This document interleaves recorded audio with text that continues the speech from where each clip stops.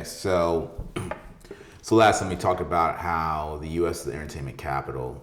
There's two ways to really go about that, and that's why we get mad at our black youth for wanting to go into entertainment. But the truth is, all the youth wants to go into entertainment. Absolutely. Across the board with all ethnicities. They found that in the early '90s, when you asked kids who were 8 years old what they wanted to be, a lot of kids said they wanted to be firemen or doctors or teachers. You ask those same kids in 2017, they all want to be YouTubers or influencers. And at 8 years old, very few of them said doctors or teachers and things like that. And it just shows you that our desire for entertainment feeds upon itself.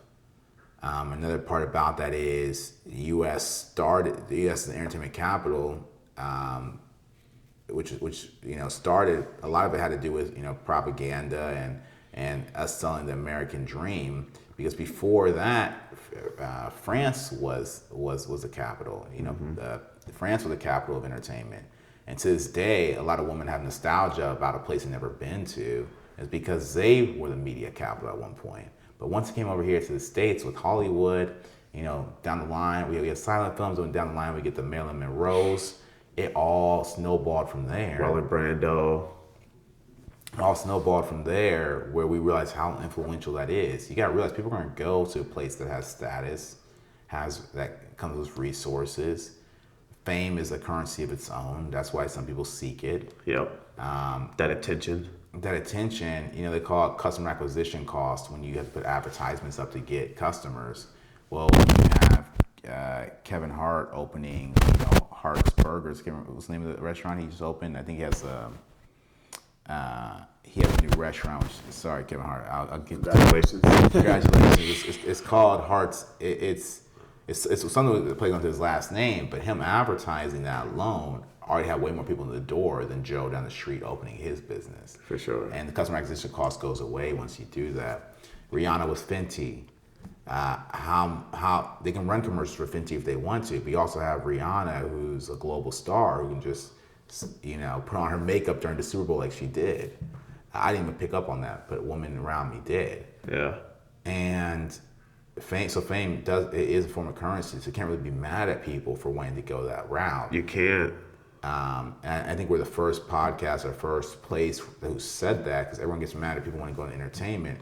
Entertainers get mad at people wanting to go into entertainment. It's like, you can't be mad at them wanting that. It represents everything that humans, all the resources that humans need for survival, opposed to fame. Fame, we don't really necessarily need that, but we do need to, but status is important. It allows you to select, status is important for us on an instinctual level, because it allowed us to get the mate that we so desired, to make the best offspring. Goes back to like Darwinism. Freedom. Resources for survival, like food, water, and things like that. Your ability to gain resources as somebody of status increase. I think the biggest question we should be asking ourselves is, and I'm speaking a lot here, but I think the biggest question we should be asking ourselves is, how can we bring more status to the jobs that are more essential, or more noble, like the medical field, right? Like being teachers, doctors, lawyers. Being teachers, doctors, lawyers, accountants. Like, how can we bring honor to those fields where they're not mundane and they're celebrated the way they should be celebrated? We should figure out a way to bring more attention to the places that are most needed. Well, here's the thing though. We don't celebrate the mundane, at least not in America. We celebrate the extraordinary.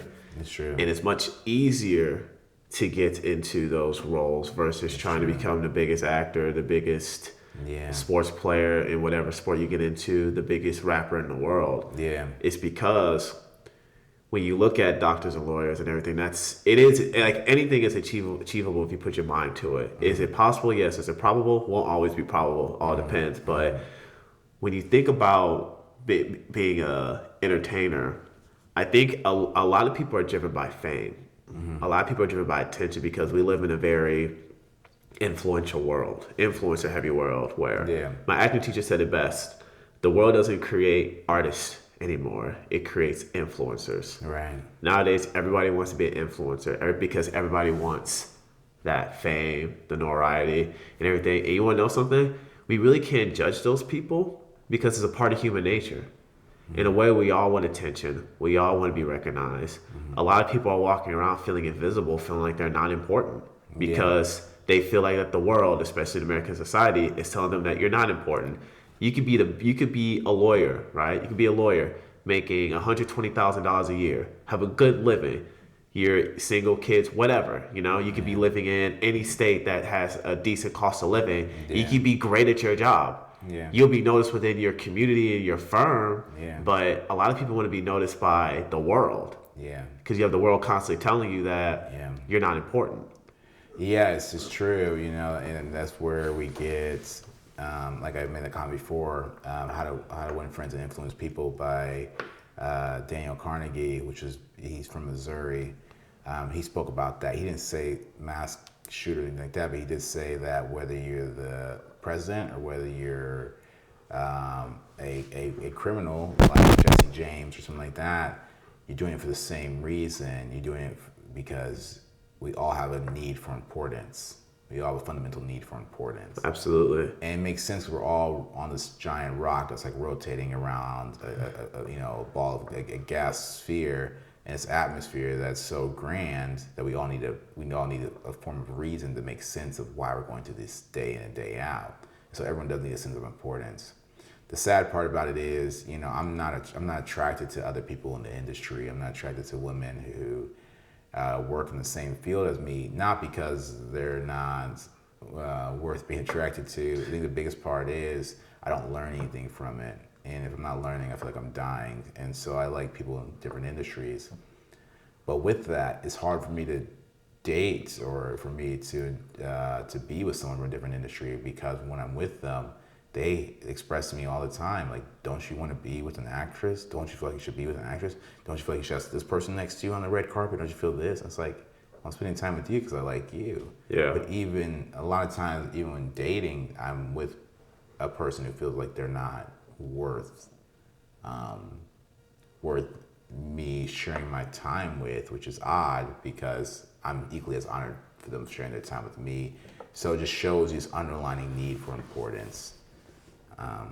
You think about lawsuits or people going after big stars and things like that. Importance. They want to be noticed. They're like, hey, you thought that you can just overstep me, or you thought that I'm not on the same level as you, or I feel like I'm not on the same level as you. I need you to recognize me. And you know, it's pretty sad. It's you know really what I mean? sad. At least in that example, it's pretty sad.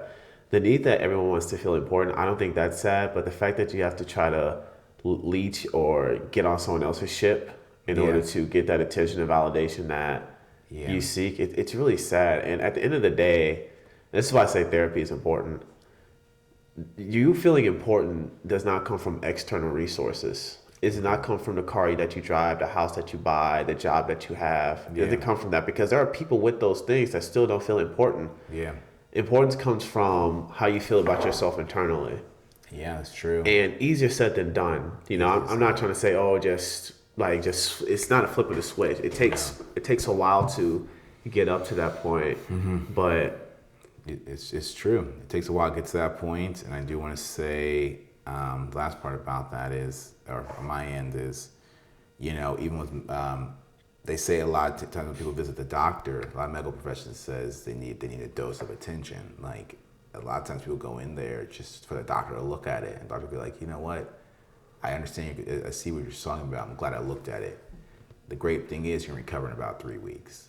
And doctor would say that knowing that they're recovered now, but people set appointments sometimes just to get that attention. yeah. And it shows you that we just need some rhyme and reason to us once again.